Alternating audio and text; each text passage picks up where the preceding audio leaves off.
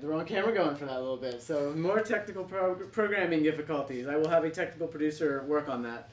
All right, so let's get into the program on speed. I'm going to give a little bit of background on my perspectives on why speed training is so important for distance runners, and then we're going to hear Chuck's story. So first of all, I recommend speed training for every runner, whether they're fast or slow, whether they're training for ultra marathons or whether they're training for track races.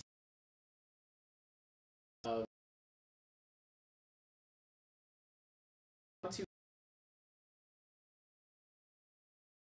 move fast properly with good form, with good technique, and without causing any pain and injury to your body, you're going to be more likely to move efficiently over any distance, whether that's super long or a track race, like I said. So one thing I like to work with runners on is incorporating some sort of speed throughout the year.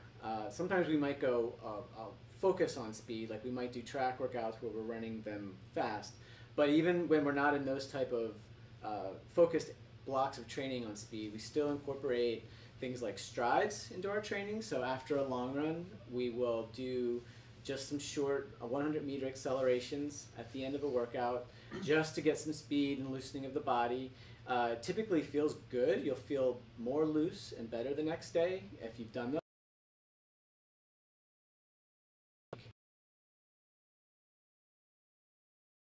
You might not realize even some of the best marathon runners that you'll see, they do 600-meter sprints once a week. It's just something that's part of their program as well, and something that even if you're not an elite athlete, it's worth doing.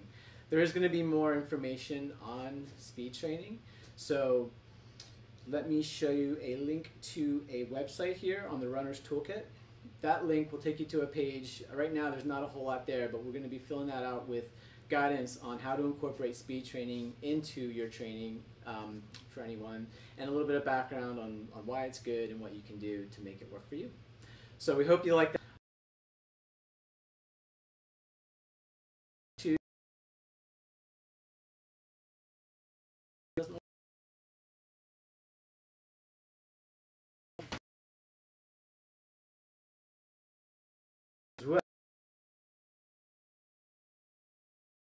Running together, we've been having some fun, and Chuck's a fast guy.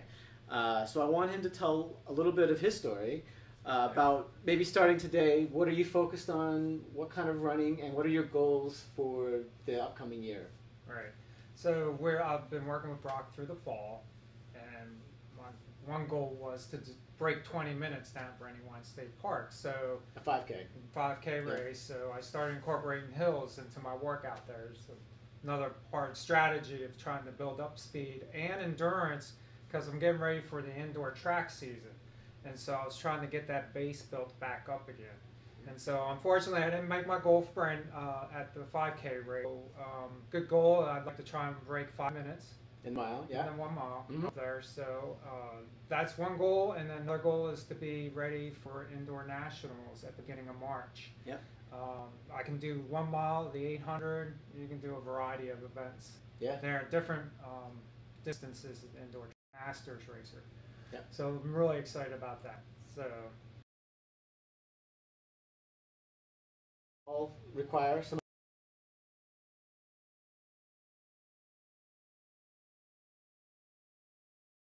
Today I've gotten back into doing 200, 100s.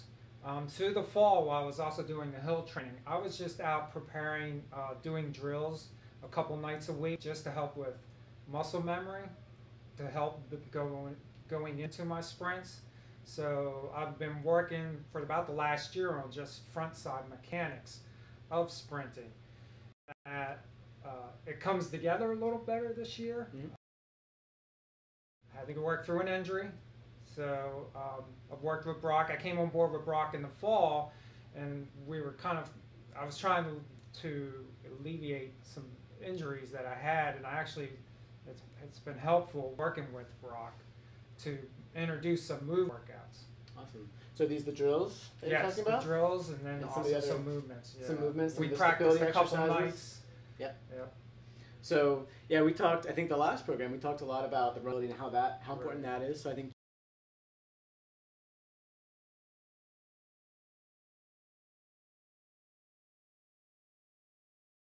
when you say front side mechanics, you're talking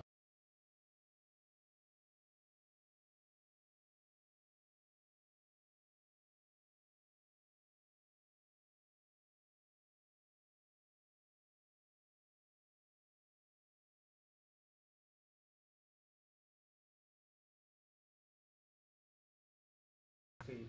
okay. And steepness, it varied Yeah. from what I was doing. I have to go with the hills that are in the area for Yeah. me to run in. And then hill repeats. So I'd actually run up them and then walk back down them. Yeah. And then based on the hill steepness, the intensity changed on how hard I could, or how aggressive I could be on the hill repeats. Sure. Were a lot of them like sprinting though? You were trying to move pretty quickly? On the shorter hills, Yeah. I would try and sprint. And the longer hills, I just wanted to look for good cadence. Yeah. But it would be an increased cadence at a race pace, so at a 5K race pace. Yep. So one nice thing I'll say about hills, if you don't mind me interjecting, is it's a safer way to introduce speed into your training. You're less likely to get hurt sprinting up a hill than you are sprinting very fast on a flat surface. So, and it works on strength. It's a really good way to introduce yourself to speed. So if you are looking to do some speed work, other than the strides that I mentioned that you might do on a flat surface. So, and it works on strength. It's a really good way to introduce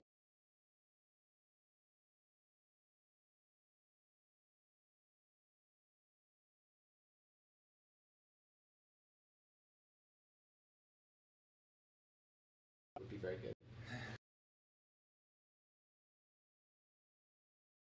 Track that's like a quarter lap to half a lap on the track, so that's pretty short. Distance runners often think about longer intervals. It can be very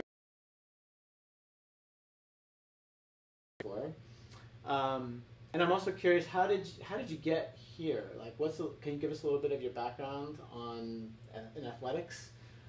Yeah, it's just been something, I've enjoyed. I had my cycling days, and then kids came along, college came along, life came along, and then I got back into running because I needed a shorter window than what cycling was providing. Yeah, get out there quick, get it done with. Yeah, exactly. Okay. Exactly. Nice. And so, just about 5 years ago, I started running with the Downingtown Running Club when we moved to Downingtown, and they had their Tuesday morning track workouts. And so I was getting kind of hooked on the track bug, but I couldn't get through the track workout because I didn't know how to do intervals. So I go as hard as I could on the first one, and then would be about good for 3 out of the 10. Yeah. And so it was a learning curve, and the guys kind of nursed, Mike Bodery and some of these other guys on Downingtown, they coached me through getting through a set. Yeah. Mike Bodery and some of these other guys on Downingtown, they coached me through getting through. That's a lot of races. Because there was no rest, because I was spent at that point. Yeah. But that's when the Greater Philly guys were there, and they're like, "Well, we should recruit this guy." And I was just in my younger 40s then as well, so I was a masters racer. All right, so you don't do 6 events anymore? No. No. How many do you plan to do at Indoor Nationals? Indoor Nationals, I plan to do the mile, and then hopefully I'll get on a team relay. A relay, so the 4x4, most likely? 4x4. Yeah, no half mile? It just depends on how it falls How you out. feel, and how the spacing is. Exactly. Nice. Awesome.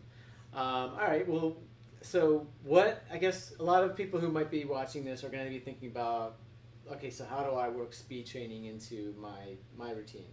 You mentioned hills. Right. You mentioned some drills. I mentioned strides. Sure.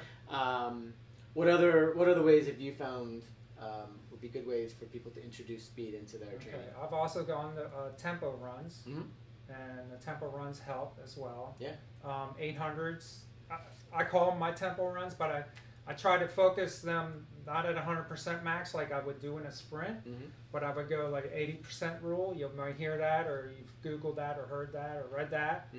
So I'll do 800s to 1000s with tempo runs, and I'll do 4 to 8 of those. Okay. And I go with a shorter rest as well. Yeah. Not going as hard, my effort's not as hard, but I go with a shorter rest. That's probably worth emphasizing. So for a workout like that, let's say your interval is 3 minutes long. How long would you rest for? I'd probably rest for about between 60 seconds and 2 minutes. Right. So you're your rest is shorter than your interval period. Right. So usually for that kind of a workout, it could be anywhere from a quarter to a half of the interval. So if it's 3 minutes, you might go, like a minute and a half to 2 minutes max. Whereas if you're doing something really fast, like, I don't know, 100 meters or 60-meter fly, something like that, Right. all out, like how long do you rest? I'm taking a little bit longer rest. Yeah. I've played with this for about 3 years now, and this year I'm going to take a little more longer rest. Yeah. I want to get a quality because I want to be able to have that explosiveness on every rep that I do. Yeah. And sometimes some of the guys like to go shorter, and I'm fine with that, but I'll do less reps out of the set. If they plan to do 10, if I'm getting less rest, I'm only going to be able to manage 7 or 8. Yeah. And so I've tried to increase my rest time so I can come back and have a quality sprint. Nice. So I think that bears repeating. The longer intervals are more working your energy systems, cardiovascular, so you need the rest to be short in order to get that kind of an effect. Right. But for the sprinting, for the real fast, short intervals, it's all about quality. And you need a long rest period so that you can do every interval with quality. Right. That's really important. Everyone needs to be done with like the best form you can manage. If you feel like you're falling apart and you can't hold your form, your posture, you need to stop. It's definitely not worth sprinting when you're not able to hold the right technique. You will probably hurt yourself. You're definitely not doing any good. So I think that's really important to remember. I think it's okay. Like I will take, if I were doing a pure speed workout, I'm doing a 60-meter, all-out sprint. I may take 5, 6, 7, 8 minutes recovery afterwards to get fully recovered, and I probably only can do at least me. I'm not a sprinter. I'm a distance rep guy. I can only do 4 to 6 of those, the high quality. After 4 to 6, I can't hold my quality, and so I typically don't do anymore. But that's probably up to the individual. Sure. Awesome. So I think that's really important, and I guess I'm curious, just what keeps you driving? You mentioned you've been doing this for a long time. Yeah. What keeps you at it? I think going up to New York to the Armory, having a chance as master racers, we have the opportunity to be in races at Millrose Games in February. Gives us the opportunity to participate in the Penn Relays. And a lot of the guys that I run with all did that in college. I didn't have those experiences in college. And just this morning we were talking about Penn Relays, and they were talking about how the fans were allowed to stand down under the scoreboard. And I told the guy, I've only been doing Penn Relays for 3 years. I don't remember any of that. That's what's really driving me, is that opportunity to race in these venues where famous people have raced up in New York at the Armory. And Penn Relays, every year Carl Lewis is down there. Yep. And these guys are approachable now after they're done racing. And just to see the whole environment of Penn Relays in itself, with the fans and the world, USA versus the world. And, Yep. And then when we get to race in front of the same fans. So that keeps me going. That's awesome. exciting. And then indoor nationals, and as Greater Philly team, we travel to national races. Yep. And I used to do that in my cycling days, traveling around the race. But you're doing it with friends, and you're able to compete together. Yeah, exactly. Yeah. Awesome. Guys that are also, interested with the same stuff. So. Yeah. Even if you can't run at Penn Relays, although if you can, you should try. It's worth trying to get there sometime. It's on TV, but you can also go to the University of Pennsylvania in late April, I believe. Yeah. Towards the end, one of the last weekends in April, if not the last weekend in April. Go down there on a Saturday or Sunday and check it out. It's really cool. You'll get some of the best high school runners, some of the best collegiate runners. You'll get, like you said, USA versus the World is like professional race, where you can see some of the fastest sprinters in the world. And you might catch a race for some older guys like us, and that'll at least be amusing, if nothing else. But we'll be having fun out there. So yeah, I think that's really cool. I look forward to racing there as well, hopefully. Great. All right.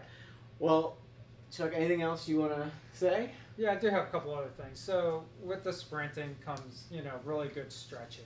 Yep. I know but I spend a lot of time just doing stretching, and then also not doing my speed workout days back to back.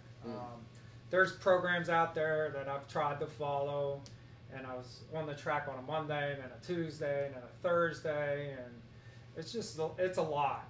And so I've just learned for myself, and everybody's different as well. You just have to see how your body's going to react to a track workout. But I've learned to space them a little bit now, so maybe I still want to get 3 in a week, but the one day I may not even run. I may just do the drills, the bounding, or things like that. And then the other important thing is I bring a protein drink with me right after a really hard workout. So while I'm there stretching, I'm also getting that important protein back into the body immediately within, there's that rule of 20 minutes after you get done a workout. So I'm taking 20 minutes just to stretch. So I want to make sure I'm getting something back into my body to help with that recovery. Funny you mentioned that. We've had a request for a show on that exact topic, just around what do you use for recovery after a workout. So I was going to have as many people as possible submit their recovery foods, shakes, whatever you use. Maybe we'll compare what everybody does. I'll try to get a nutritionist to join and weigh in on that. And that might be fun, so that everyone can share what they like to take in after a hard workout like that to refuel and recover. So sounds like you'll be sharing at least something there in terms of your recovery protein. And then I guess the last thing is I build on weeks. So I do a cycle 6 to 8 weeks, and then I kind of do a baseline at the beginning, and I get done my 6 weeks, and I take 2 or 3 days off just to kind of rest and prepare the body, and then I'll try to increase the intensity of my sprints in that next cycle, and I'll do that leading up to the bigger races in January, and then also for nationals. So I try to have a building platform in which I'm sprinting. So I'm not in December right now. I'm sprinting, but I'm not full on gas. I'm trying to just get my body used to it again. So that's been the preparation of the drills back in early October, November, and then the sprint workouts today. Nice, awesome. It's a lot of good information, I think. Anything else? No, that's good. All right. No, that's good. I hopefully found that interesting. We're going to try and keep getting some more guests on board. We're going to keep working on this technical setup here. We'll get it right. Don't worry. But hopefully you enjoyed that. I think we'll make a wrap at that at 20 minutes. Hopefully that's something most people can digest in a sitting. If you've got any feedback, you can reach me at brock@runexpression.com. You can go on the Runner's Toolkit and get in touch that way. And hopefully you can follow the